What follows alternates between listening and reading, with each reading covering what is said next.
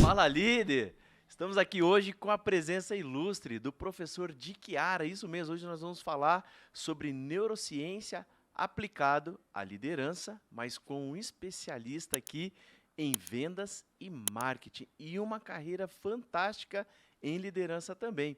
Não é isso, professor? Tudo bem, Davidson? Como vai você? Tá ótimo. Tudo ótimo. Vamos lá, então. Como eu sempre digo, né, no Pode Liderar, o nosso objetivo aqui é trazer para as pessoas experiências que acrescentem a vida delas. Legal. Por quê? Porque, de uma maneira geral, as pessoas sempre pensam que liderança, primeiro está falando do outro, né? Está falando, eu tenho que liderar as pessoas. Mas tem uma coisa que a gente sempre traz como o primeiro pré-requisito da liderança, que é liderar a si mesmo. Sem dúvida. Né? E a parte mais difícil da liderança, aliás. A parte mais difícil da liderança. Sim. E a gente estava conversando antes de começar aqui, ali nos bastidores. Inclusive, por falar em bastidores, eu quero agradecer a essa produção aqui, que é sensacional. Essa equipe é fantástica. Que produção, que coisa maravilhosa está ficando aqui cada vez melhor o nosso estúdio. Mas, professor, me fala aí um pouco, qual que é a tua percepção disso? Quando a gente fala sobre a questão da liderança, da pessoa primeiro liderar a si mesmo. O senhor concorda com isso? Não concorda com isso? Qual que é a tua visão como um especialista em neurociência? Bom, primeiro, muito obrigado pela oportunidade de estar aqui falando sobre liderança, sobre venda, sobre gestão de pessoas. É uma parte que eu sou apaixonado e que eu faço há muito tempo nas empresas e isso tem dado resultados bastante interessantes. Pessoal, na realidade, a liderança ela é exercida de fato quando você entende que você não lidera para si, você lidera para outras pessoas, mas sim a partir de si. Né? Então, você precisa, de fato, mostrar para as pessoas os objetivos que vocês almejam de maneira muito clara. Né? E essa é a primeira parte da liderança onde as pessoas se confundem um pouquinho, né? Que é na parte da comunicação. Comunicação não é o que você fala, comunicação é o que o outro entende. Então, quando você é líder e está numa posição como essa, é muito importante você fazer os checks para entender se as pessoas realmente entenderam a missão a que você está determinando para que elas cumpram. Né? Tarefas de mais curto prazo e não tão longo prazo ajudam as pessoas a terem uma resposta melhor a todos os preceitos de liderança. E sim, liderar-se a si mesmo é muito importante, mesmo porque nós não podemos nos pegar, eventualmente, buscando líderes, buscando inspirações quando a gente se prostra dessa forma. A disciplina, para mim, é a questão mais importante da liderança. Né? Um time bastante disciplinado é um time bastante efetivo. E é engraçado que quando a gente fala da palavra disciplina, vem nas pessoas algumas emoções talvez não tão boas, né? Achando que é uma coisa mais dura. Não, a disciplina ela é libertadora. E essa é uma grande questão que eu sempre incuti no meu time. A liderança ela é bacana, mas a disciplina é muito libertadora. Porque, veja bem, quando as pessoas têm disciplina para efetivar as suas ações, elas são livres, porque elas vão lá, executam e estão livres. Certo. Quando ela não tem disciplina, né, ela fica esperando as coisas acontecerem ou procrastinando ao seu máximo, ela fica presa naquilo. E essa prisão ela é muito ruim para as pessoas. Nós mesmos, quando procrastinamos algumas ações, nós ficamos pesados, ficamos com essa coisa de não conseguimos entregar as coisas ao mesmo tempo. Não entregamos uma tarefa, a gente fica... E isso gera uma frustração, isso gera uma frustração muito grande.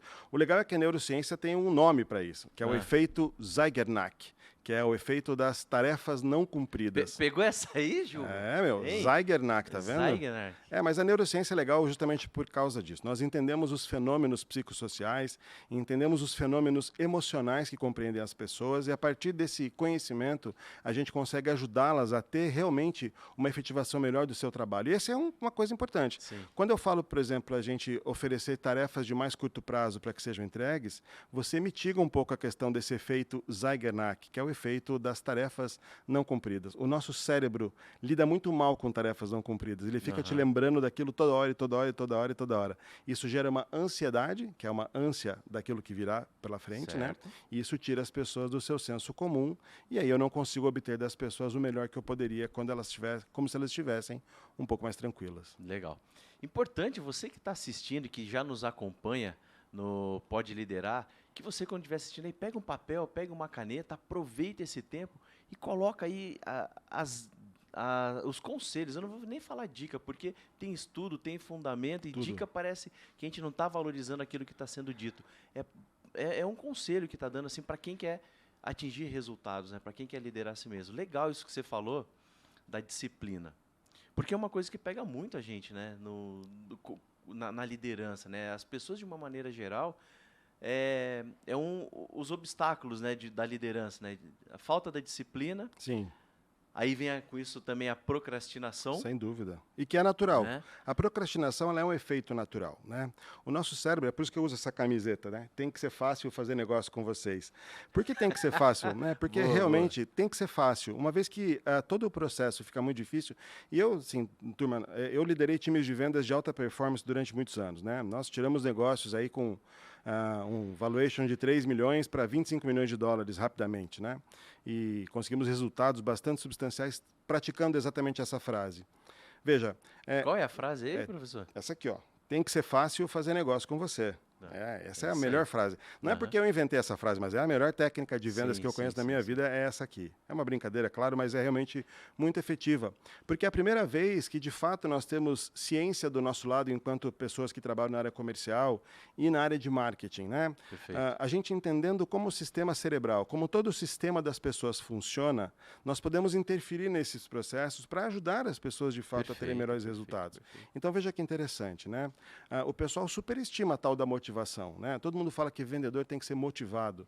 Puxa, esse é um existe uma questão importante. Motivação e disciplina, né? O que é? Então, a motivação, né? A motivação não serve só para vendedores, ela serve para todos os seus colaboradores e todas as pessoas, todos os stakeholders que compõem uma organização devem estar motivados. Sim, de fato devem estar motivados.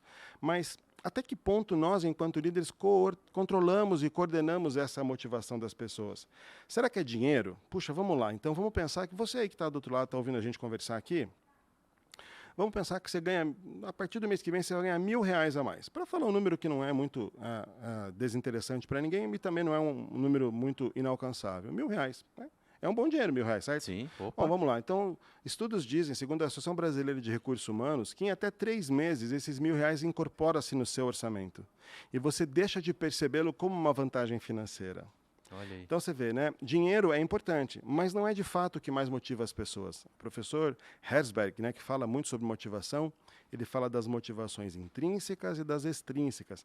As intrínsecas são aquelas nossas motivações próprias, que nos motiva, né? Então, meu lar, meus filhos, minha esposa, dar uma condição de vida melhor, isso tudo são motivações que mexem diretamente comigo, né? E as motivações que são externas, como o salário, por exemplo.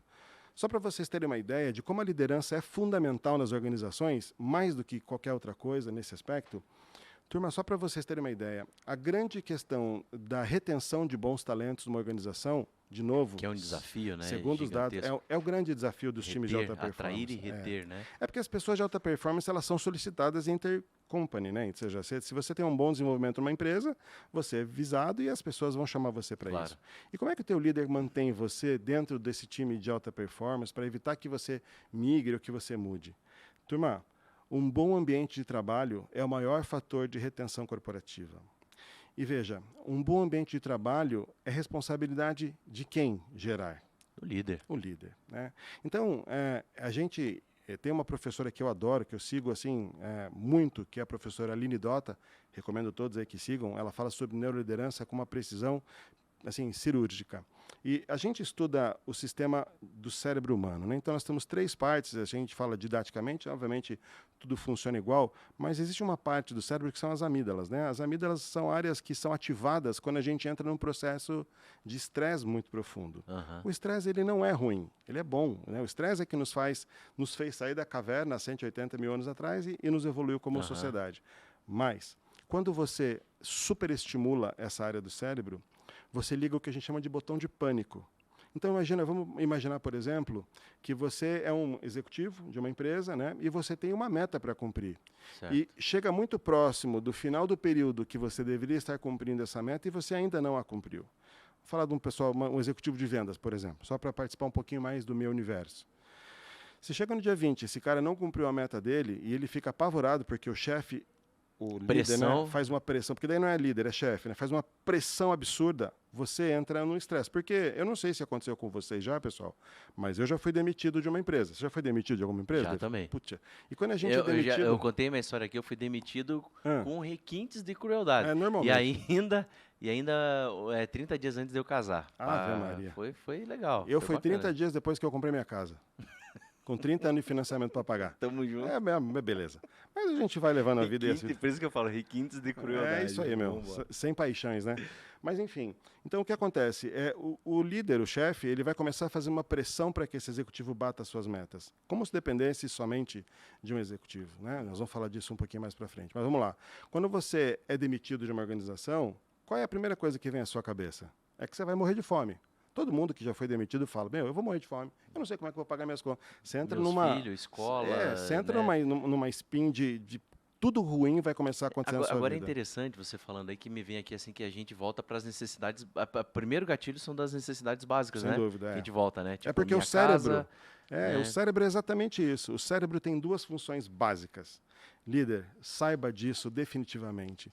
Todos os cérebros de todos os seres humanos têm a mesma formação e têm a mesma função. Nós temos duas funções básicas no cérebro humano, que é a sobrevivência e a reprodução.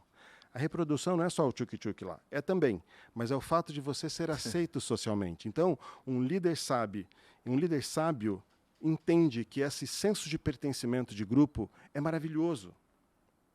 Um líder que faz gerenciamento de time, sempre trazendo os super talentos em evidência e deixando os talentos médios e os baixos talentos ruins, não tem capacidade de liderança. Porque é que nem quem participou já de campanha de vendas, pessoal. Campanha de vendas sempre tem o cara que ganha todo ano. É o mesmo cara que ganha. Então, todo o time fica o quê? Desgostoso, fica para trás, já fica sei desgostoso. que eu não vou ganhar, o cara já... E ele vai ser mal visto na empresa, isso tudo é muito ruim. Então, o senso de pertencimento é um dos princípios básicos do cérebro humano, e as pessoas querem participar de grupos de sucesso. Outra questão é a sobrevivência, é isso que você falou dos instintos básicos, né? Quem lembra da pirâmide de Maslow, lembra das necessidades básicas. Aliás, Maslow nunca falou que era uma pirâmide, tá, pessoal? Isso aí é uma outra coisa que as pessoas falam e que não sabem o que dizem. Então, as necessidades básicas são essas realmente, alimentação, subsistência, sua casa, seus filhos. Se você é demitido, é isso que vem à sua cabeça. Então, assim, essa é uma situação que nós queremos fugir muito rapidamente, né?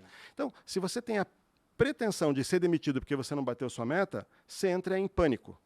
E você imagina o que é...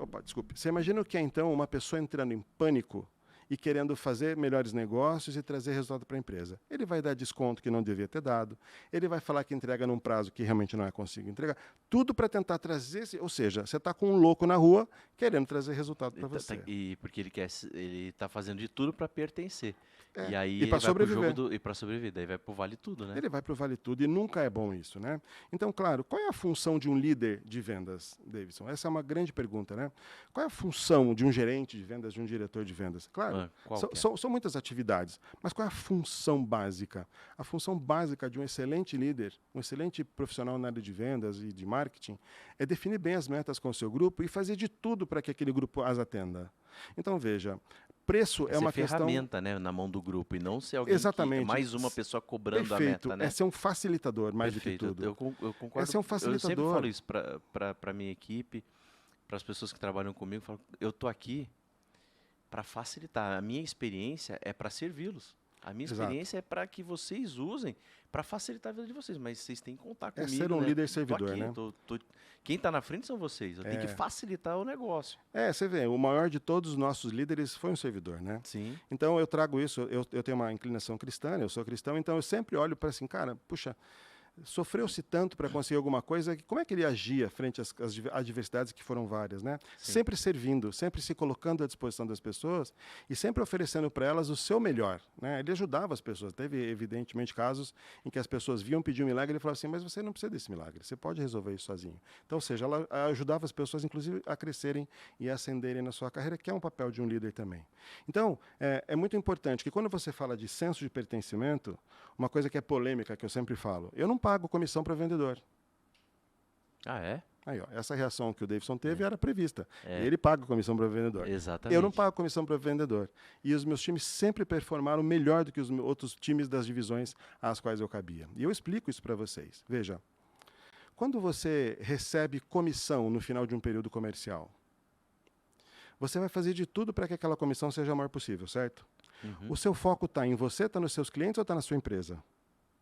Nesse momento, considerando, vai estar Em mim. na pessoa Exatamente. De primeiro. novo, porque eu estou ativando a sobrevivência. Então, Uhum. eu quero pertencer a grupo de sucesso, portanto, eu tenho que ter o maior recurso financeiro possível.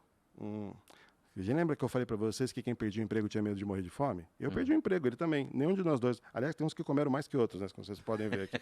Mas a gente não morre de fome. Mas vamos lá. Quando você fala que você paga comissão, né, para quê? Ou seja, você paga o piso salarial de um executivo e ainda obriga ele a se matar de trabalhar para poder buscar uma comissão. Até quanto isso é justo?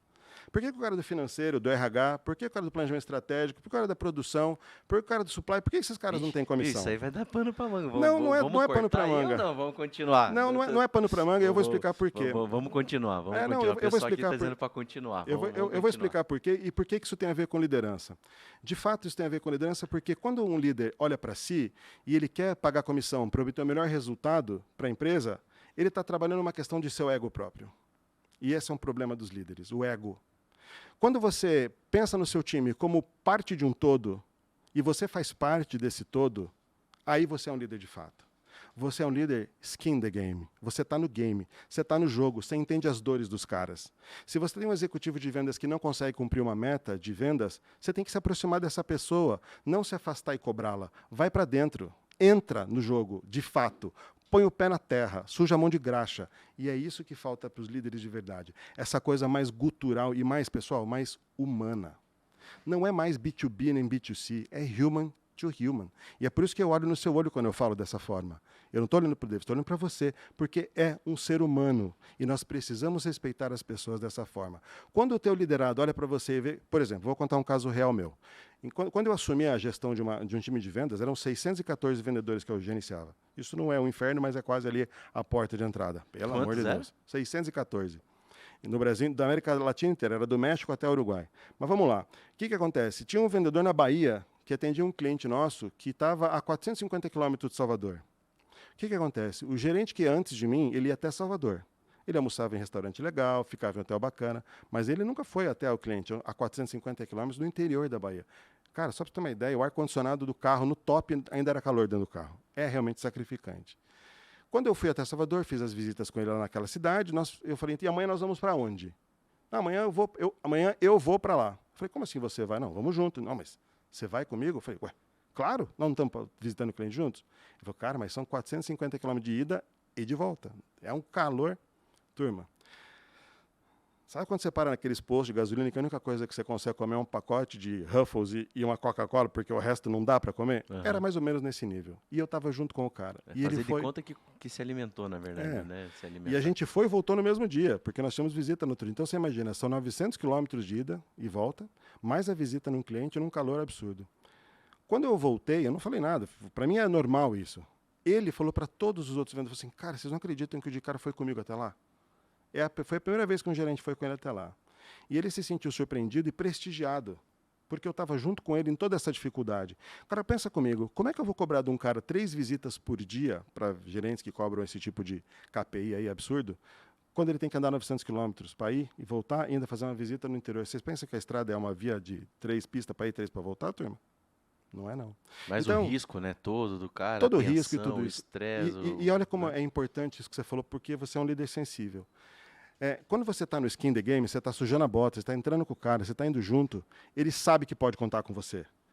E aí é uma via de mão dupla, porque você também pode contar com ele. Uhum. Então, o entendimento da pessoa humana e fala assim, gente, eu não pago mais comissão. Mas quando eu falo que eu não vou mais pagar comissão para o pessoal, o que acontece? Todo mundo fica apavorado. Fala, mas o cara vai ganhar pouco. Injusto. Quanto é caro um vendedor para sua empresa? É quando ele não produz. Perfeito. Quando um vendedor está produzindo, ele é barato para a sua organização. Todo profissional todo negócio ele é ruim quando ele não gera resultado. Pois né? é. Então, se você tem um profissional que está gerando resultados para você, por que não pagar mais para esse cara continuar te gerando resultados? Então, como é que nós fazemos? Isso é científico, tá? Existe um livro, pessoal, para quem quiser saber mais sobre isso, chamado A Ciência das Vendas, do meu amigo Luiz Gaziri, onde ele prova cientificamente por que você não precisa pagar comissão para ter um bom resultado em vendas. E eu sou a prova viva disso. Então, veja, o que acontece? Eu pago um salário adequado para esse profissional. Eu não pagava R$ 1.500 ou R$ 2.000, que é um salário mínimo, mais comissão. Não. Pagava-se bem para esse vendedor. A gente equalizava todo mundo e todo mundo ganhava bem. E quando a companhia dava resultado, senso de pertencimento, grupo, é nós. Estamos juntos. Aqui a casca fecha, ninguém entra. Aí o resultado era dividido com todo mundo. E isso era acordado anteriormente. O que acontece? Você imagina que se o seu resultado está atrelado ao resultado de um grupo, você acha que meu time trabalha em comunhão ou em competição? Em comunhão. Pá. É o grupo, é o resultado do grupo. Turma, vocês estão vendo como as consequências de uma liderança bem exercida dá resultado? Porque é óbvio isso. Então, eventualmente, tinha um cliente meu, tinha um cliente do time lá, que era mais especialista num produto X, o outro era mais um Y. Quando o meu vendedor, que era especialista em X, precisava de um apoio do Y, a coisa acontecia muito rapidamente, eles se interagiam muito e não precisavam nem da minha participação. Era direto, era linha direta. Os caras se conversavam entre si e o resultado foi maravilhoso, realmente maravilhoso. A ponto de eu ganhar uma carta de recomendação dessa empresa, está no meu LinkedIn, quem quiser ir lá ver. Foi a primeira vez que a Operação Brasil deu lucro na história da companhia. Olha aí. E aqueles profissionais que não produzem de maneira... Tem o seu salário lá, né, alinhado, mas que não produzem de acordo com aquilo que seja benéfico para o grupo, porque, né? Troca. É assim que funciona. A empresa, ela não é uma instituição de caridade. Ela é uma extensão, uma instituição que visa buscar lucros, né? E dinheiro. Então, se você percebe que existe uma pessoa que não está dando resultado, claro que é o último fator você dispensar uma pessoa. Muitas vezes você tem que analisar o processo e fazer um pouco da meia-culpa. Como é que eu vou cobrar de alguém alguma coisa para a qual essa pessoa não foi treinada? É cruel, não é? Um líder humano, ele não é cruel, ele é humano. Então, vamos entender se há alguma deficiência de treinamento para essa pessoa que eu possa contribuir. Vou aproximar, então, essa pessoa de um outro profissional do time que tem uma classificação um pouquinho melhor e que está dando mais resultado para ele entender como é que funciona o processo. Vamos trabalhar junto, vamos visitar cliente junto, falando de vendedores, obviamente, né? Sim. Ou de profissionais quaisquer que façam parte do seu time. Se aproxima dessa pessoa, entende se de fato o que essa pessoa está falhando é uma falha de caráter, é uma falha de treinamento, ou é uma falha de expectativas. Tenta alinhar tudo isso e reposicionar essa pessoa, recolocar esse profissional num ponto onde ele vai te entregar o resultado. Depois de tudo isso que você tentou com todas as suas forças manter essa pessoa no time, o que você não pode deixar é que essa pessoa seja um prejuízo para o seu time, né? Sim. De novo, a gente tem que trocar. Você falou uma coisa interessante, a questão da produtividade, né? Eu tenho certeza que você tinha pessoas e agora, também como um estudioso, né, do cérebro humano, as pessoas, os profissionais que têm resultados diferentes, resultados realmente que se destacam. Qual é o tipo, com que tipo de ancoragem eles trabalham para ter uma alta performance, ter um bom desempenho? Como que eles trabalham a sua rotina? Porque quem está nos assistindo está falando assim, pô, legal, falou tudo isso, entendi que tem... Mas qual é o exercício, ou que você poderia dizer para quem está assistindo assim, olha, quem quer se transformar num profissional de alta performance, um exercício, ou uma forma de pensamento, ou um comportamento, o que você diria? Eu diria que é difícil pra caramba. E aí, eu detesto frases prontas, mas eu vou dizer uma aqui para vocês que eu espero que vocês entendam profundamente. Se você quiser fazer parte dos 5% do mundo que realmente faz a coisa acontecer, você vai ter que fazer 95% das coisas que ninguém quer fazer. Então, começa tudo por um processo de disciplina, né? De novo a disciplina visitando a gente aqui. A gente contrata muitas pessoas pela sua competência técnica e devolve essas pessoas ao mercado por uma questão de competência comportamental, né? Então, uma das partes mais difíceis de todo o processo de liderança é a contratação de bons talentos. E como é que você contrata bons talentos, né? Você não adianta fazer uma conversa com as pessoas numa sala fechada de frente para um líder, onde a pessoa está sob uma tensão extrema e ela vai falar tudo o que você quer ouvir, né? Você vai perguntar para as pessoas, qual é o seu ponto fraco?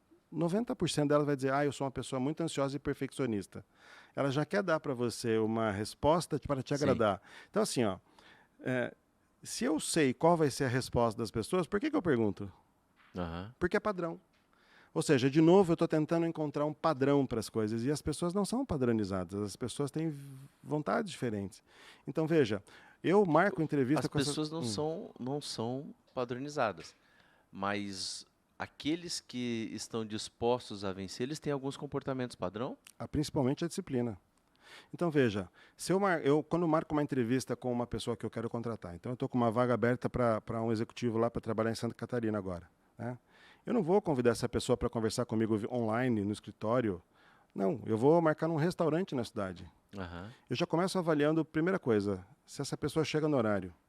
Primeira coisa. Tipo assim, mas isso é básico, né? Pois é.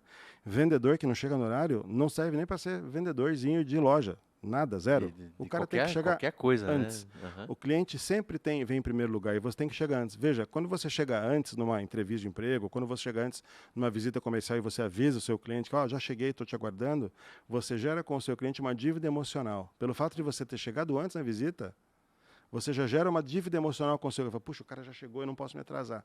Ou seja, há uma equalização de poderes aí. O que a gente chama em vendas de framing, né? É a dominância da reunião. Você chega atrasado, você já chega com pênalti. Já chegou pra Você já trás. chega devendo na Aham, reunião. chegou devendo. Então você não vai ter tanta argumentação com relação às suas posições de preço, de entrega, de logística, de qualidade, tudo isso, né? Você vai gastar mais energia para isso. E o cérebro odeia gastar energia, por isso tem que ser fácil fazer negócio com você. Então, a minha avaliação com essa pessoa é dessa forma. Eu vou entender como é que ele vai pedir. Outra coisa que eu entendo, como é que essa pessoa que eu estou conversando, entrevistando agora, está tratando um garçom? Como é que ele se dirige a essa pessoa? Porque, veja, se você é uma pessoa muito dona de si, muito poderoso e muito pretensioso, você não serve para ser vendedor. Porque o vendedor ele é um servidor, essencialmente. Então, até que ponto você está a fim de servir as pessoas, ou de ajudar as pessoas, entender quais são as deferências, as referências que você tem. E uma conversa franca, você consegue entender isso muito melhor do que num ambiente quadradinho, fechado, com tudo controlado. Perfeito. Então, pessoas de alta performance, a gente já descobre isso na própria contratação. Então, parece pequenas coisas, né? Mas São não sutilezas. são pequenas, né? São grandes sutilezas, coisas, né? São sutilezas mas que geram, transparecem. né, grandes resultados. Sem né? dúvida alguma, sem dúvida alguma. Quando a gente está falando dessa questão o que faz, que história talvez na vida da pessoa faz ela essa virada de chave, nessa tomada de decisão, falar assim, cara, eu preciso ser uma pessoa comprometida comigo, né? E depois, obviamente, eu serei comprometido com os outros. Certo. Aquela pessoa que fala assim, não, tô devendo, me empresta teu nome, né? Fala, cara, como eu vou emprestar meu nome pro cara que não cuidou do dele? É complicado, né? Realmente. E aí você vê que, mas o que que elas, no que essas pessoas, qual é a virada de chave, em que tem alguma, na neurociência que traz algum estudo, alguma coisa que você poderia ilustrar pra gente, assim, que acontece? Veja, existem várias obras, né? Os seres humanos eles são altamente previsíveis. Tem inclusive um livro chamado Previsivelmente Irracional, do professor Dan Ariely, que mostra toda essa previsibilidade humana, né? O que acontece, pessoal, para vocês entenderem? Ainda que as pessoas tenham dificuldade nessa virada de chave, nada melhor do que as dificuldades que a vida vai nos impondo para nos preparar para cada vez mais obstáculos. Então, obstáculos que a gente passava quando eu tinha 18 anos, eu tenho 48 agora, são bem diferentes dos que eu tenho facilidade para transpor e aqueles que eu ainda tenho alguma dificuldade. Então, veja, a virada de chave, o botão de compra, a teoria mágica, os 10 passos para o sucesso, isso tudo é uma bobagem. O que acontece é que as pessoas têm que olhar para si mesmas e procurar o seu autodesenvolvimento. O líder também tem que fazer isso. Não só procurar o seu autodesenvolvimento, mas propor ferramentas de desenvolvimento para os seus liderados. E aí a gente entra num problema sério, que é o líder que tem que sabotar seu time por uma própria inconformação consigo mesmo. Né? Então, a função de um líder é gerar novos líderes. Eu preciso delegar, eu preciso tirar cada vez mais funções de mim e deixar que alguém as faça. E isso é uma coisa interessante, né, na liderança, né? As pessoas são centralizadoras, né? Claro, isso é medo, né? Isso é uma habilidade que as pessoas, né, acabam adquirindo de centralizar as coisas. E elas centralizam tantas coisas operacionais que elas não têm tempo para criar, Exatamente. elas não têm tempo para planejar, elas não têm tempo para pensar nos próximos passos. E isso é muito comum. Mas eu vejo isso as pessoas também nas suas vidas pessoais fazendo isso. Sim. Nas suas vidas pessoais, as pessoas começam a centralizar tantas coisas nelas que elas poderiam voando hoje, fazendo coisas tão maiores do que elas estão fazendo, só por serem tão centralizadoras nas tarefas, inclusive quem é dona de casa, por exemplo, que é um cara que para mim é uma função extremamente louvável, assim, porque cara, tem que ser muito bom para ser dona de casa. É. Administrar um lar, marido, vida dos filhos, cara, não é fácil. É muito amor, né? É muito, né? Então, assim, e é complexa a tarefa. dúvida, Se sem você dúvida. ficar nessa tarefa ali, mas você vê que muitas vezes as mulheres em si, né, de uma maneira geral, elas acabam centralizando muito as tarefas e achando que elas.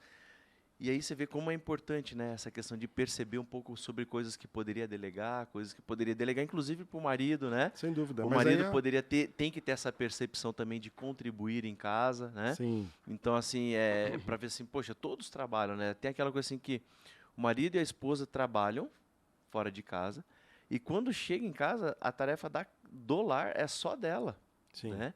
Hoje eu já vejo, né, um pouco mais quebrado esse paradigma, assim, mas as mulheres também, né? Tipo, o quanto elas centralizam as coisas também. Maridos, que vocês estão assistindo, procurem se aproximar também das esposas e entender o que elas têm centralizado para que elas tenham mais qualidade de vida também, você possa ajudá-las também em casa, né?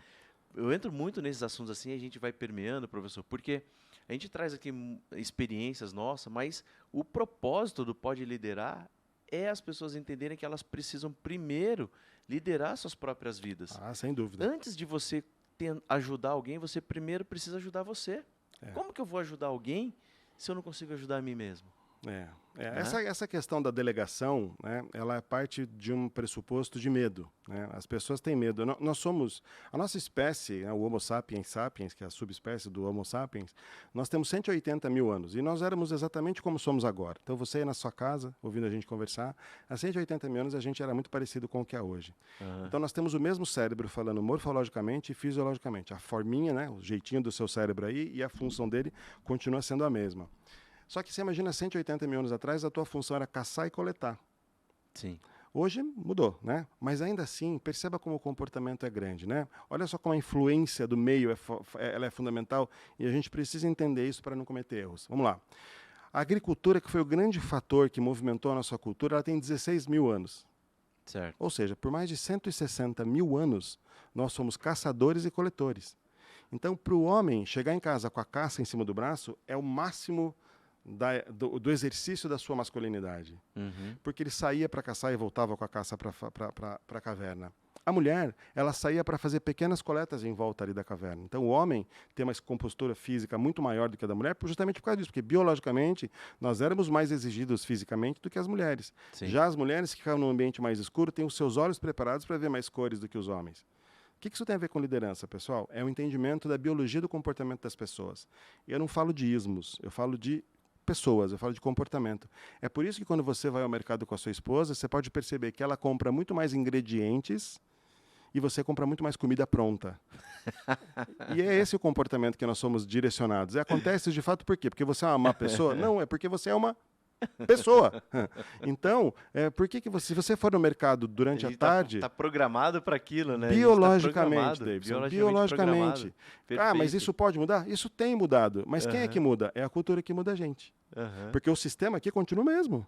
Não muda nada. O sistema não muda nada. Então é um cérebro velho tentando viver num mundo novo. Isso gera dissabores, gera inconsistência, gera conflitos. E nós precisamos aprender a lidar com tudo isso. Né? Nós, afinal de contas, nós somos seres racionais. Esses desafios que nos são impostos são colocados cada vez mais fortemente e nós temos que nos adequar a eles. Então, assim, vamos lá.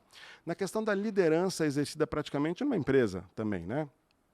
Quando você chama para si muita responsabilidade, por que você faz isso? Porque você tem medo de que um liderado seu cresça tanto que tome o seu lugar. Isso é um medo constante nas organizações. É muito comum, né? E a gente vê isso constantemente. Muito comum. Esse medo... medo... não soltam as tarefas porque ficam com medo de se sentirem inúteis. Exatamente. Né? Então, e isso é a melhor coisa do mundo. Quando o líder fica inútil, é o melhor de todos os papéis, porque ele gerencia o time de cima, o time ele tem autogestão. É muito bom isso. Você faz os direcionamentos e só ajusta. Olha como é interessante, cara. Você está falando um negócio aí, me levou numa experiência que eu tive numa empresa, que assim, eu sou um cara descentralizador. Boa. Ao extremo. Para as pessoas poderem, né, testar e se desenvolverem também. Então, E aí você você vai gerenciando as coisas, vai estabelecendo os processos, vai colocando as pessoas certas no processo que tem a ver com aquela habilidade daquela pessoa e as coisas vão fluindo. Só que na empresa, o que acontecia? Os outros gestores que estavam no mesmo cargo que o meu, eles estavam sempre, cara, correndo e sempre até o talo de coisa, arrastando produto pela loja e arrumando no lugar. Em vez de estabelecer um processo, né, para que facilitasse a vida das pessoas e otimizasse, dando mais qualidade no abastecimento, para dar mais qualidade e mostrar, ele entrava de cabeça junto no processo errado para botar a mão na massa, para mostrar que dava. Mas olha, quando você tem um líder, daí o superintendente, o que ele entendia? Que um gestor no nosso nível tinha que fazer aquilo. Incompetência do gestor. Entendeu? Tinha que fazer aquilo, porque aquilo sim era trabalhar dentro da empresa. O cara que carregava a caixa, que arrastava produto pela loja, tudo aquilo sim era um gestor de alto nível que batia a caixa e batia. A gente está brincando com o Matheus, ele batia cimento junto. E aí você, depois que estabeleceu o processo e estava rodando, você coordena, né, as atividades, facilita. Quer ver como as coisas acontecem? E aí ele tinha uma visão que assim, ele começou a ter uma visão assim, falou, ixi, esse cara não trabalha. Pois é. Esse é o problema. Esse cara aí não está trabalhando, cara, porque eu vejo todo mundo arrastando caixa para cima e para baixo e ele, né, tá ali coordenando com os indicadores, orientando, fazendo reunião com a equipe. E eu acho que esse cara... E aí você vê que quando a pessoa que está no alto escalão, ela não está também preparada e não entende o conceito real de liderança, como ela estabelece um status quo dentro da organização que ele contrata executores de tarefa e não pessoas que pensem, né, líderes que pensem ou melhorem o processo. Porque, na realidade, tudo aquilo que você não conhece te dá medo. Então ele não sabia o que estava fazendo, por isso ele ficava com medo. Mas vamos lá. Você dava resultado, certo? Sim. Boa, você dava resultado. Você está nessa empresa ainda? Não. Tá vendo? Então, um gestor perdeu um líder de time por um medo de não entender o que ele fala. Qual é a grande questão aqui, pessoal? Veja só como as coisas são muito fáceis de resolver. Se você tem uma dúvida na empresa, uma dúvida sobre o caráter de alguém, sobre a operação de alguém, sobre o trabalho de alguém, qual é o melhor dos mundos? É você chegar e perguntar. Tem um livro, turma, chamado Ask. O livro Ask, ele fala um monte de coisa, mas uma das principais lições desse livro é assim, Ask é perguntar em inglês. Ele fala assim, tudo que você perguntar para as pessoas, sabe o que vai acontecer? Elas vão responder.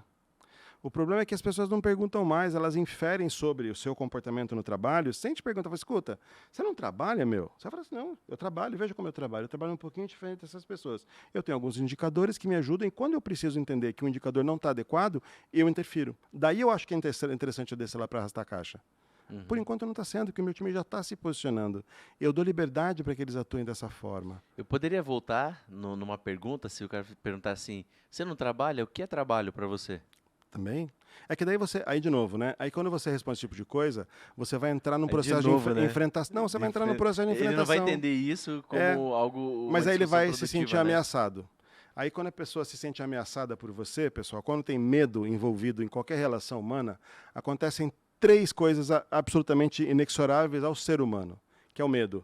O medo, quando ele vem, ele traz 3 reações. Primeira delas, luta. Se você responde isso, o cara vai entrar em embate com você, porque ele vai usar da posição dele, vai pegar o crachá dele, botar na mesa, e o crachá dele é maior que o seu. Então, ele vai entrar num processo de luta e provavelmente você vai perder. Ou, se ele for um líder covarde, ele vai fugir. Ele vai ficar brabo com você, vai se afastar e vai começar a falar mal de você pelas costas. Ou se ele for ainda mais fraco, ele vai paralisar. Ele não sabe o que ele faz. Na hora que você enfrentou, ele travou. O que acontece? E por que eu me coloquei da forma... De um jeito ou de outro, ele vai te eliminar, né? Não se você tomar a 4ª reação, que é o que eu falei. Quando o líder pergunta, você responde amigavelmente, o que você está fazendo? Você está acolhendo. Então, turma, quando um liderado seu, quando um líder seu te enfrenta, ou foge, ou paralisa, você tem que acolhê-lo, né? E você, como líder, tem que acolher o seu time também, porque muitas vezes você fala assim, cara... Por exemplo, eu vou contar um caso também. Teve um caso meu que aconteceu o quê? Um dia chegou um vendedor meu e falou assim, pô, de cara, acho que eu vou pedir demissão. Eu falei, por que você vai pedir demissão?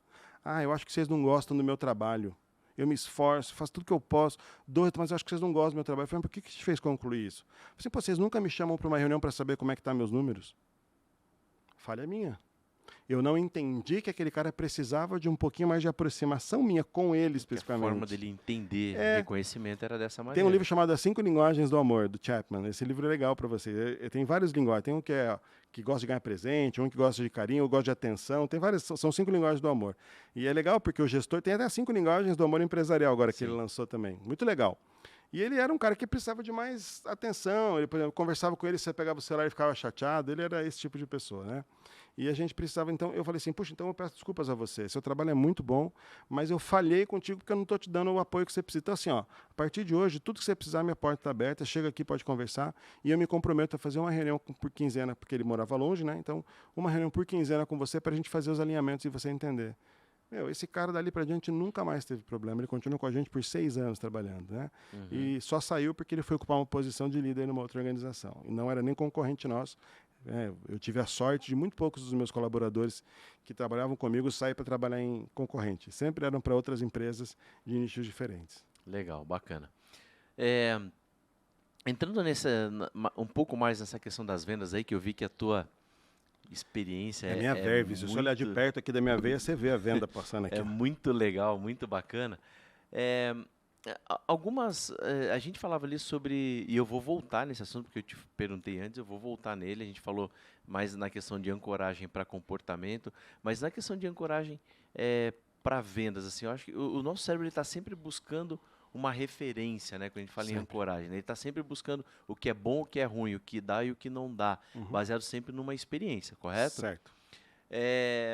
E quando a gente olha isso na questão da venda propriamente dita, hoje essa compreensão os vendedores atendem mais no feeling ou mais cientificamente falando, na tua percepção assim hoje? Eles deveriam entender um pouquinho mais do cérebro, da formação, né, do ser humano, né? Então, pessoal, assim, ó, a neurociência, ela é um caminho sem volta, né? Quando você entende como as pessoas se comportam, e definitivamente nós entendemos como as pessoas se comportam, porque elas são previsíveis e tem vários artigos científicos que comprovam isso, depois eu conto alguns para vocês.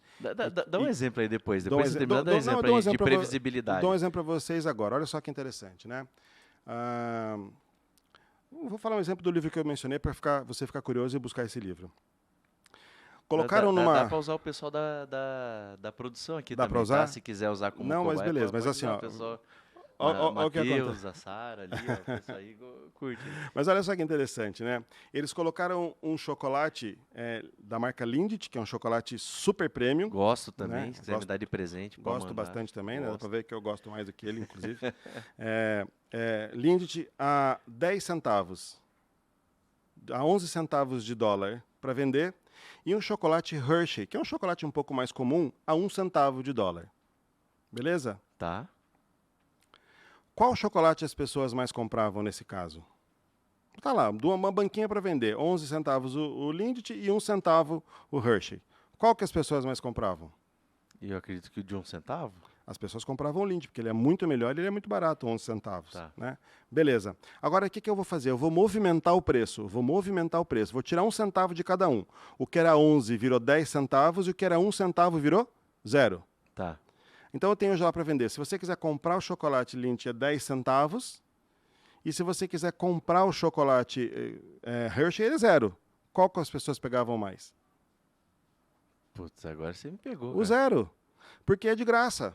Uhum. Então, assim, o que acontece, pessoal?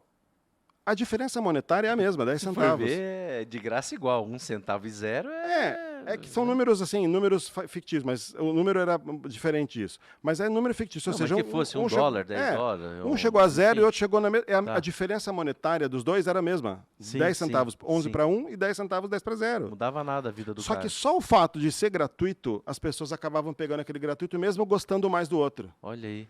Então, o que acontece? Se você quiser vender mais, bonifica o teu cliente. Não dá desconto. Bonifique. Porque quando você bonifica, você preserva a sua margem. Por exemplo, se eu vendo um produto a R$10, minha margem está incluída. Se eu dou R$10 de bônus para o meu cliente, eu estou preservando minha margem. Se for 50%, eu estou dando 5. Sai 5 do meu bolso, não 10. Se eu dou 10 de desconto, sai 10 do meu bolso. Então a inteligência está onde? E você entender que essa é uma fenomenologia comportamental, e é por isso que quando tem estojinho de Presto Barba lá no supermercado e tem Presto Barba sem estojo, você compra com estojo. É absurdo. Então, o sistema. As pessoas são previsíveis. Um outro caso importante, veja bem, filhos, você tem filhos, né? Sim. São muito importantes na nossa vida, certo? Porra, Chegar em demais. casa mais cedo para ficar mais tempo com os nossos filhos é show de bola, certo? Amo isso. Boa. Então, teve um colégio na Inglaterra que percebeu que os seus filhos, que os seus alunos, em vez de sair às 5 horas da tarde, acabavam ficando até 5h10, 5h20, 5h30, porque os pais demoravam para ir buscar. A mão de obra num país como esse é muito cara. E ele tinha que deixar as pessoas cuidando das crianças. Então ele olhou e falou o seguinte: bom, eu vou cobrar então, para quem deixar o seu filho na escola depois do horário regular, vai pagar uma taxa de 1 hora a mais. Beleza. Você acha que as pessoas, então, uma vez que elas têm que pagar uma taxa em libras esterlinas, elas deixavam as pessoas, os seus filhos mais tempo na escola ou iam buscar para não gastar o dinheiro? Eu buscaria para não passaria daquele tempo, porque é uma questão de organização e de disciplina para não pagar aquele valor. Boa. Sabe o que as pessoas fizeram? Ah, já que eu estou pagando 1 hora, então eu vou deixar agora 1 hora até gastar. Ou seja, você fazia o quê? A pessoa que você mais gosta no mundo, que é o seu filho, você deixava ele mais tempo lá só porque você estava pagando. Então, é assim, ó, por que há uma previsibilidade nisso? Aí você vai falar assim, por exemplo, eu jamais faria, eu jamais deixaria meu filho 1 hora a mais na escola. Ah, é? Quando você vai na churrascaria, você come até começar a sair pela orelha ou você para quando você está satisfeito? Não, porque eu estou gastando, eu vou... Então, o ser humano é extremamente previsível, né? E você com certeza está sorrindo aí do outro lado porque você percebeu que é assim mesmo que você é. Ou seja, nós somos previsíveis. O cérebro é ótimo para quantidade, mas é péssimo para a qualidade. Quando ele vê um pratão cheio de arroz e feijão, quando ele vê um crepe francês, ele fala... Então, essa questão toda de entendimento do sistema cerebral, de como as pessoas tomam decisões, ajuda a gente a entender que, para os nossos liderados, quando você faz parte de um grupo, você faz parte de um prato cheio. Quando todo mundo ganha igual e todo mundo dá o mesmo resultado, você faz parte de um prato cheio. Vocês são previsíveis. Outra coisa que a gente fez na organização que mudou muito, que inclusive gerou um trabalho grande lá para mim, com os outros líderes colegas ali. Eu troquei toda a frota dos meus vendedores. Eu aluguei uma frota nova onde todos os carros que os meus vendedores usavam tinha ar-condicionado, direção hidráulica, freio ABS, e cinto de segurança e airbag. Por que isso? Esse cara andou 900 quilômetros num dia, num calor absurdo. Ele chegava lá pingando sem o carro, e o carro não tinha ar-condicionado. Eu mudei isso. Então, o meu vendedor tinha que ter a melhor qualificação. Ele estava bem posicionado na questão de salário. Eles davam o seu máximo e eu entendi isso e os recompensava. E a mim também, porque eu fazia parte do bônus também. Para que todo mundo chegasse no mesmo resultado e todo mundo tivesse o mesmo objetivo. Que é um objetivo não meu, não dele, mas oferecer o melhor para os clientes. Porque o segredo da liderança bem exercida é que o teu vendedor ele se compromete de um tanto, porque ele não é comprometido só comigo, só com a empresa, só com a família. Ele é comprometido com todo o ecossistema que ele faz parte, porque ele faz parte. Ele não é uma pessoa que está além. Ele não ganha comissão e se ele não fizer o dele, ele não faz parte do nosso grupinho. Não, ele faz parte do nosso grupo e é por isso que ele é autodisciplinado a oferecer sempre o seu melhor para todo mundo que faz parte da organização. Legal, maravilha. E você falou muito assim, indo um pouco mais para o teu lado pessoal agora. Qual foi o momento assim que te virou o gatilho, assim que você falou assim, cara, eu vou entender um pouco mais sobre essa questão do comportamento das pessoas, porque isso aqui partiu de um incômodo com alguma situação, alguma coisa que surgiu, você falou, cara, preciso entender mais sobre o mecanismo, como as pessoas pensam, porque eu sei que dá para fazer melhor. Não sei, teve um momento assim? Teve. Eu vou usar uma ilustração assim para vocês poderem entender como é que funcionam as coisas comigo, né? Qual que é a melhor hora para plantar uma árvore? Foi há 10 anos atrás, que ela já está projetando frutos agora. Qual é a segunda melhor hora para plantar uma árvore? É agora. Não tem outra melhor hora. É agora. Planta agora para você colher daqui. Se você plantar amanhã ou depois de amanhã... Então, assim, eu sou um eterno inconformado. Eu nunca me conformo com nada. Tá tudo maravilhoso, tudo bem, tudo rodando. Tem alguma coisa que está me incomodando. Eu preciso buscar coisas novas. E como é que começou esse meu interesse pelo comportamento humano? Eu comecei a perceber que as organizações formais estavam cada vez mais informais. As pessoas estavam buscando essa informalidade. As pessoas estavam parando de trabalhar de terno e gravata, as pessoas estavam parando de ter relações tão formais, as pessoas estavam se aproximando nas organizações, fazendo amizade. E isso me levou a pensar, assim, puxa, tem alguma coisa aqui que está mudando nas pessoas. E de fato estava mudando. O mundo muda todo dia, e as pessoas também mudam todo dia. Ferramentas que usava-se há 10, 5 anos atrás não se usa mais. Aham. Então, eu falo assim, puxa, tem alguma coisa aí que está incomodando. E eu, como trabalhava nessa organização, e a gente deu um resultado bastante positivo, Davidson, eu contratei os melhores treinadores de vendas que você pode imaginar, tanto do Brasil quanto fora, porque eu tinha budget para isso. Mas chegou uma hora que comecei a entender que todo mundo estava meio que falando a mesma coisa. Falei, E aí, pessoal, pensa bem no que eu vou falar agora. Se quando o que eu faço, todo mundo faz, o que eu faço não vale quase nada. Agora, quando o que eu faço, ninguém faz, o que eu faço vale muito. Perfeito. Então, eu precisava buscar diferenciação. E eu saí desse meio todo conturbado de vendas e eu comecei a entender o comportamento humano. Fui olhar psicologia, psicoantropologia, eu sempre fui muito ligado nessa questão do ser humano, e encontrei a neurociência nesse meio de caminho, que me foi apresentado por um grande amigo, um grande professor, que eu tenho em alta estima, e que me levou para esse mundo, e eu comecei a entender isso no neuromarketing, entendi primeiramente como é que isso funciona no neuromarketing, e eu criei um modelo de neurociência aplicado a vendas a partir do neuromarketing. Como as pessoas se comportam, quais são os comportamentos envolvidos, como é que as pessoas reagem aos aspectos emocionais, como é que elas gerenciam suas próprias emoções, será que as emoções são controláveis, as emoções não são controláveis, e tudo isso me levantou muitas questões. E como eu sou um cara inconformado naturalmente, eu fui em busca dessas respostas, e a neurociência tem me trazido grande parte delas. Algumas eu ainda estou em busca, e não vou parar enquanto eu não encontrar.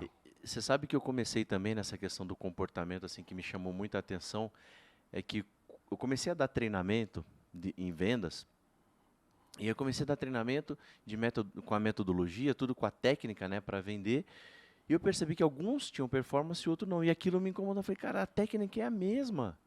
Por que uns fazem, outros não fazem? É isso aí. Por que uns têm resultado, outros não têm resultado? E aí foi quando eu também comecei a aprofundar nessa questão do comportamento. Eu falei assim, cara, tem uma chave do comportamento que, se ela não for virada, a melhor técnica não transforma o cara num cara campeão. Exatamente. E aí você vai ver a questão dos campeões, isso é para o futebol, é para o atletismo, é para natação, é para venda, é para seja lá o que for. E aí o que eu fiz? Foi aí que você foi nessa questão da neurovendas, né? E eu fui para o mindset de vendas. Certo. Que é a questão, né, do padrão, né, de comportamento mental que os vendedores têm e quais são os comportamentos que são necessários para atingir um resultado com a técnica. E aí eu peguei exatamente esse mesmo gancho, cara. É isso aí. Essa mesma visão foi a que eu tive também. Então, essa questão dessa ansiedade, né? Quando a gente fala de gerar campeões, né, e que as pessoas sejam campeões, isso gera nas pessoas uma ansiedade muito difícil de você lidar, porque as pessoas têm um médio, né? Elas são médias, as pessoas são médias. Os grandes talentos têm alguma coisa que movimenta eles ali. E, de fato, de novo eu trago a questão da disciplina. A disciplina, ela muda vidas. A disciplina, ela é libertadora. Você acordar E perceba como a natureza te empurra a ser disciplinado. Você acorda mais ou menos todo dia no mesmo horário, gostando ou não, mas você vai escovar os seus dentes, você vai tomar banho, você faz café no mesmo horário, seu café é mais ou menos a mesma coisa. Você cria rotinas. E essas rotinas fazem com que você, por exemplo, se você sai um dia sem tomar o café, que você está acostumado todo dia a tomar o café, você fica o dia inteiro incomodado porque aquele café não foi tomado, certo? Perfeito. Isso é o efeito Zeigarnik que eu falei para vocês, de uma tarefa não cumprida que você tinha estabelecido, que cumpriria. Então, turma, uma dica que eu dou para que você possa melhorar a sua disciplina, qual é? É fazer uma lista breve, não precisa colocar 50 tarefas, coloque 3, que é o que eu faço com o meu time. Eu tenho um formulário, quem quiser depois me procura no meu LinkedIn ou no meu Instagram, eu mando de graça para todos vocês, que é o First in 3 que eu criei, é o primeiro em 3. Tem 3 tarefas toda semana. Você estabelece o período de tempo que você quiser, mas comigo assim, são 3 tarefas que durante essa semana eu tenho que executar. Não importa o que aconteça. Eu tenho que efetuar essas 3 tarefas. Então, toda a minha semana vai ser direcionada. Obviamente, eu vou ter tantas outras funções, tantas outras tarefas, mas essas 3 não pode virar sexta-feira se eu ter virado essas 3, né? Então, eu escrevo quais são essas 3 tarefas. E o que acontece? Quando você estabelece uma pequena lista de afazeres e você faz um check de cada uma delas, cara, chega no final do dia, dá não te um dá uma prazer. alegria? Ou se dá. Te dá uma alegria. É então você vê, verdade mesmo. eu estou ensinando para vocês aqui uma de manhã, ciência. né? De manhã, assim, às vezes eu. Não, isso Ou no aqui, dia anterior tal, também. Tal, tem que fazer. Hoje eu tenho que fazer isso, até tal hora. E ainda estabeleço a hora, né? Até tal hora eu tenho que estar com isso aqui. Agora, presta atenção na complexidade disso. É da NASA, hein? Nossa Senhora. Complexidade. Uma lista de tarefas. Eu tenho que ligar para tal pessoa, eu tenho que marcar uma consulta no médico, eu tenho que buscar meu filho na escola mais cedo, eu tenho que dar um beijo na minha esposa, porque tem gente que esquece, né, turma? Então, eu tenho que dar um beijo e um abraço na minha esposa, e eu tenho que conversar com o meu filho sobre uma nota baixa que ele teve na escola. Pronto. Eu vou, putz, o que eu tenho que fazer mesmo? E aí você hoje pode anotar no seu celular e você vai checando as tarefas, passar no mercado, comprar ovos, fazer o bolo, enfim, qualquer coisa que seja. E é legal que, assim, quando você executa tarefas e tem uma lista de trabalho que você executou e completou, libera dopamina no cérebro de um jeito que quando você não completa essas tarefas, ele não libera, então você fala assim, cadê aquela dopamina que você ia me dar todo dia, que eu estou acostumado quando eu fecho? E aí você vai se condicionando automaticamente a fazer o quê? Completar as tarefas. Então, uma das maneiras, quando eu pego um profissional de vendas, ou um profissional que trabalha comigo, pode ser, por exemplo, uma pessoa do financeiro que trabalha lá na empresa, o que acontece? Eles têm que me apresentar toda semana quais são as 3 tarefas obrigatórias deles. E eu vou te falar uma coisa, hein? Tem gente que tem dificuldade de elencar 3 tarefas para fazer durante uma semana. Eu falo, como é que você tem? Não, mas é que eu não tenho nada assim tão importante. Não é tão importante. São tarefas cotidianas, ou obrigatórias. Por exemplo, emitir as DARFs para pagamento dos impostos. Caramba, essa é uma tarefa importante toda semana. Sim. Então, o meu financeiro tem que controlar isso aí. Então, o pessoal me apresenta isso no final de semana, eu não pergunto se eu cumpri a tarefa. Sensacional. Eu não pergunto. Perfeito. Eles mesmos fazem. Fantástico. E eles mesmos cumprem. Então tá aí, ó. Tá aí a dica para você que quer se tornar uma pessoa mais disciplinada e menos procrastinadora. Né? Isso vai ajudar muito. E é treino. As pessoas já querem... Ninguém fica... Acredito que as pessoas às vezes podem até ter, não ia dizer que as pessoas se tornam, né? Mas tudo é treinável, né, professor? Tudo é treinável. Então, assim, começa treinando. E me desculpe te interromper, mas esse é um talento do nosso cérebro. O nome disso é neuroplasticidade. Você pode aprender qualquer coisa. Todo mundo que está aqui no estúdio com a gente pode aprender qualquer coisa. Não há limites para o cérebro e seu aprendizado. Se você quiser aprender a falar chinês mandarim, você pode fazer isso. Ué, o que te impede? Talvez a circunstância, mas se você for para a China e morar lá no meio da China setentrional, você vai aprender a falar chinês. Pode tudo, né? Você pode tudo. Pode liderar também, né? Pode liderar. Só que o que acontece? Em doses homeopáticas, devagarinho, passo a passo, ponto a ponto, melhorando um pouquinho todo dia. Um pouquinho todo dia. É a filosofia do japonês, né? O Kanban, que é a melhoria contínua. Todo dia você tem que melhorar em alguma coisa. E se eu puder deixar um recado para as pessoas aqui, o recado que eu deixo é o seguinte. Claro que pode. Aprenda alguma coisa nova todo dia. Todo dia. Veja um vídeo sobre o seu negócio, veja um vídeo sobre pessoas, um vídeo sobre criação de filhos, um vídeo sobre arrumar uma cozinha, um vídeo... Aprenda qualquer coisa. Nosso podcast, né? Principalmente um podcast interessante que te melhora. Mas qual é a dica? Se você ouviu esse podcast e gostou, é bem provável que amanhã você esqueça tudo o que você viu hoje quando você está vendo aqui. Qual que é a minha dica? Neuroaprendizagem. Uma vez que você viu esse podcast, antes de você dormir no mesmo dia, reveja ele e vai anotando à mão, num papel em branco. Você vai anotar num papel em branco quais são os pontos principais dos que a gente está falando. O cara falou da lista, então fazer lista é uma coisa importante. O cara falou também que disciplina. Legal, você vai anotando as coisas, acabou de anotar, você vai fazer isso por 25, 30 minutos. Acabou de anotar, sabe o que você faz com esse papel? Amassa e joga fora. Porque a informação já vai estar aqui. E o teu nível de retenção vai aumentar muito. Então, viu o podcast de manhã ou de tarde, no mesmo dia de noite, antes de dormir, dá uma passada de novo sobre ele, anota alguns pontos específicos e eu tenho certeza que isso vai melhorar a sua vida um pouquinho mais. Eu particularmente, a minha percepção, né, não cheguei a aprofundar nisso quanto é a absorção do conteúdo ou não, daí você pode me ajudar. A questão do bloco de notas, né? Digitar é a mesma coisa que anotar? Não. Como o cérebro lê isso? Porque hoje está muito indo para essa questão digital. Pois é. E tem umas coisas que às vezes não é irritar, incomoda. Você está fazendo uma reunião e está dizendo assim, anota, isso que é importante, estou anotando aqui. Eu não sei se o cara está respondendo o WhatsApp ou ele está anotando o que é para anotar. Mas tudo bem, eu acredito que ele está anotando o que é para anotar.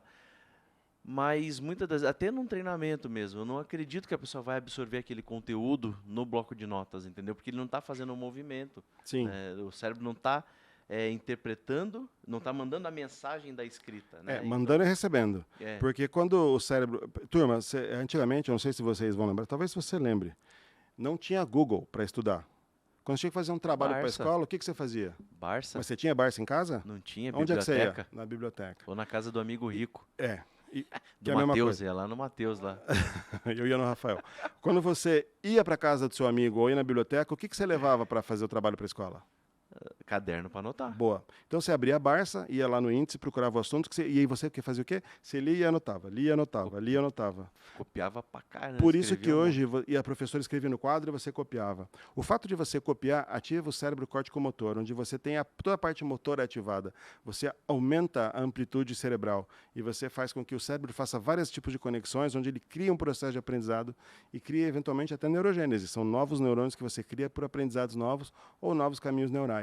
Então isso ajuda muito você a ter todo esse processo de aprendizado. E de fato, anotar no celular, no bloco de notas ou anotar no caderno são totalmente diferentes no sentido de aprendizagem. Mas, para que você tenha uma aprendizagem de fato, isso é neuroaprendizagem, tá, turma? Isso é científico. Não adianta você fazer isso enquanto você está aprendendo alguma coisa. Você tem que fazer isso no final de um período, antes de dormir, no mesmo dia que você aprendeu aquilo. Para você, uma coisa é você aprender, outra coisa é você estudar. Então, o pessoal fala assim, você tem muita facilidade para aprender. Porra, bicho, eu sofro para burro para aprender. Eu tenho que ver um troço de manhã. Se eu não pegar aquele aprendizado de manhã, anotar à noite, no dia seguinte eu esqueço tudo. Só que o que acontece? As pessoas não estão dispostas. Eu trabalhei o dia inteiro, eu cuidei dos meus filhos, estou cansado. Não. E É o um cérebro vai mandando compromisso. mensagem, né? Os Lógico, mimimi, né? as desculpas, Lógico, né? ele vai te enviar um monte, porque o cérebro detesta gastar energia. Então, forçar o seu cérebro a ficar meia hora a mais durante um período noturno para que você possa fazer as suas anotações é para todo mundo. Você me lembrou um episódio aqui. Eu comecei eu tenho um programa de mentoria no Lidere-se, aí eu comecei a atender, né, os mentorados. Eu falei assim, agora a gente chegou no momento mais crítico. Passou ali os 30 dias, né, a gente já tinha feito alguns encontros, tudo. Agora vai chegar no momento mais crítico, que o cérebro de vocês vai começar a te sabotar nos encontros. Aí ele fala assim, mas por quê? Eu falei, sabe por quê? Toda vez que vocês se encontram comigo, eu sou uma desgraça para o teu cérebro. Porque eu forço ele a tanta mudança e provoco vocês a tanta reflexão que ele vai começar a dizer para você, olha, hoje é dia de mudança e esse cara vai te provocar. Não vai inventar uma desculpa. É isso aí. Ele vai começar a te contar essa história. Eu já conto antes para eles, vai acontecer isso em tal período e o teu cérebro vai te contar essa mentira. Você só cai agora se você quiser, mas ele vai te contar isso. Porque você vai começar a ter resultado, vai ver que mudar é bom, mas o nosso cérebro não quer mudar. Não. Ele não quer gastar energia. Não quer. E como você está num processo de transformação e de mudança, o que ele vai fazer? Cara, hoje é o dia que o cara vai mexer. Sim. Sabe o que aconteceu com um deles? Num dos dias da mentoria, o cara esqueceu o celular, o cérebro dele fez ele esquecer o celular e impossibilitou, deixou ele incomunicável. Aí ele falou, cara, mas não foi de propósito que eu não te liguei, que eu não participei. É que eu esqueci mesmo o celular e não foi, eu não sabia. Aí começou, né, a justificar. Falei, viu, tá tudo certo. Não tem nada de novo do que você está me falando que eu já falei que ia acontecer. Sim. Como você falou. Sim. É previsível o comportamento. É previsível o cérebro. Eu falei, ia acontecer exatamente o que eu te falei, tá tudo bem. Eu já sabia que teu cérebro ia fazer isso contigo. Ele falou, mas será que chegou nesse nível? Falei, pode ter certeza que sim. Certeza. E é isso mesmo. Você vê, e o fato dele ter te ligado para dizer que ele tinha esquecido, tudo isso faz parte de quê? De um senso primário onde ele quer continuar participando de um grupo de sucesso que ele entende. Ele não queria ser subjugado ao grupo. Então ele quis fazer isso para se aproximar novamente de você. Então, assim, isso tudo é previsível. A gente sabendo que as pessoas são assim, é muito mais tranquilo de lidar com todas elas. Quando você começa a compreender mais do outro, você entende que tem coisas que faz parte, tem coisas que são de série, né? Sim. Igual o carro, né? O carro foi fabricado, cara, tem coisas que são de série Sim. naquele carro. E tem outras que são acessórios, né?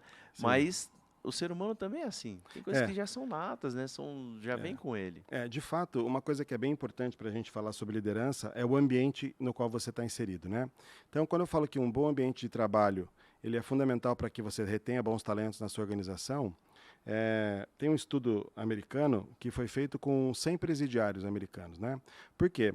Nós temos 10 milhões de SNPs, que são aqueles fosfatídeos que tem no DNA, que é timina, guanina, citosina e adenina, são os 4 lá, né? São 10 milhões daquilo por cada vez que você tem aquela função helicoidal dos seus cromossomos. Um deles, que é o RN4950, ele é o determinado que a gente chama de gene da liderança. Como é que a gente descobriu isso? Então, significa que você é líder geneticamente? Calma aí. Os machos alfa, lobos, então os mamíferos de grande porte, que são lobos, baleias e tudo, eles têm esse RN 4950 cada vez mais evidente numa relação de genética, né? Beleza. Então, se você tem RN 4950, alelo, curto, você teoricamente deveria ser um líder natural. Legal. Essa liderança genética também tem muito a ver com a questão da violência, porque o macho alfa é o maior, é o mais forte, é o que come primeiro. Ele briga com todo mundo, ou seja, ele é um líder. A violência é pressuposto de liderança, obviamente no mundo animal. Quando a gente traz isso para as pessoas... Cuidado no mundo animal. Né? Calma. Mas é que nós somos animais também. Então nós temos uma outra forma de violência, que é a nossa imposição, a nossa impositura, nós falar mais alto, ser mais agressivo. Então começou-se a perceber. Então, bom, se RN 4950 é uma questão de líder genético, vamos ver nos seres humanos. Então pegaram 100 presidiários, aqueles top de linha, sabe? Top, que joga criança, aqueles caras top, assim. Os mais violentos passaram suave aqui na bochecha para entender, um cotonete na bochecha para entender se eles tinham essa mesma coisa. De 100 dos presidiários, quanto você acha que tinha realmente essa questão da violência, do gênio líder mais forte? De 0 a 100. Cara, se eles eram agressivos, aí como você deu a deixa, eu diria que 100%?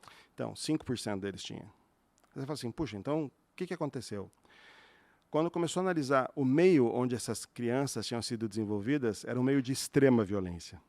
E o que acontece é que o cérebro humano tem como pressuposto básico a sua sobrevivência. Então, o ser humano entende que se ele não for, mesmo que não seja preparado geneticamente para ser líder, ele teve que se posicionar como líder porque o ambiente era extremamente agressivo.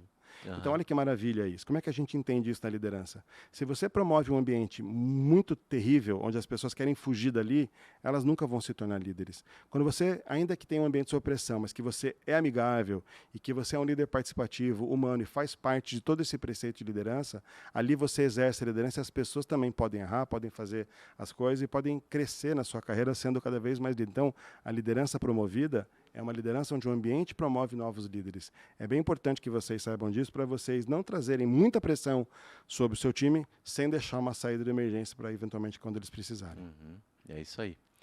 Maravilha, estamos chegando, né, aí ao final. Passou rápido, né? Já passou voando. E deixar uma mensagem final aí. O que você deixaria para o pessoal para a gente encerrar o nosso bate-papo hoje? Eu gosto muito de falar da minha frase, né? Tem que ser fácil fazer negócio com você. Seja na sua casa, seja no seu lar, seja lidando com seus filhos, lidando com as pessoas que trabalham com você, para você e por você, seja na sua comunidade, tem que ser fácil fazer negócio com você, né? Se relacionar com você, tem que ser uma pessoa mais afável, mais humana, olhar as pessoas, transcender um pouquinho o olhar individual e olhar pelo coletivo para que a sociedade cresça, para que a gente possa deixar um legado, fazer alguma coisa para que fique melhor a sociedade o dia que você se for do que estava aquela quando você encontrou. Maravilha. Muito obrigado, professor. Eu que agradeço, obrigado. Nos vemos aí nos próximos eventos, né? Estamos juntos aí nas palestras, né? Então aí vamos sempre contribuir, né, com as pessoas, que é o nosso propósito. E como eu sempre digo, se você pode tudo, você pode liderar.